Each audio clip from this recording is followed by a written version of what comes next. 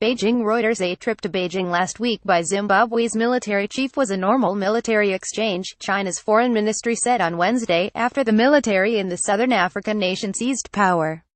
Zimbabwe's military took control, targeting criminals around President Robert Mugabe, but gave assurances on national television that the 93-year-old leader and his family were safe. And General Constantino Chiwenga met Chinese Defense Minister Chang Wanquan in Beijing on Friday, where Chang expressed a willingness to promote relations with Zimbabwe, China's defense ministry said in a short statement last week. The ministry showed a picture of the two men, both wearing military uniform, shaking hands, and another one of officers from both countries sitting opposite each other holding a meeting at the People's Liberation Army headquarters in Beijing.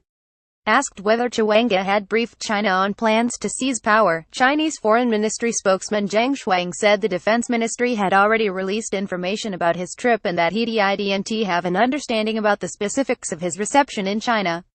"I can only tell you that his visit to China this time was a normal military exchange mutually agreed upon by China and Zimbabwe," Zhang said, referring other questions to the Defense Ministry, which has yet to respond to a request for comment. "As a country that is friendly with Zimbabwe, we are paying close attention to developments of the situation in Zimbabwe," Chang added. "Maintaining peaceful and stable development accords with the fundamental interests of Zimbabwe and regional countries, and is the common desire of the international community. We hope the relevant parties in Zimbabwe appropriately handle their internal matters." In contrast to his elevated status on the continent, Mugabe is reviled in the West as a despot whose disastrous handling of the economy and willingness to resort to violence to maintain power destroyed one of Africa's most promising states.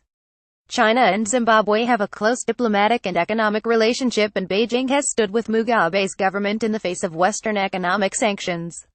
In August, Zimbabwe's government said a Chinese company planned to invest up to $2 billion (£1.5 billion) to revive operations at Zimbabwe Iron and Steel Company ZISCO, which ceased production in 2008 at the height of Zimbabwe's economic meltdown.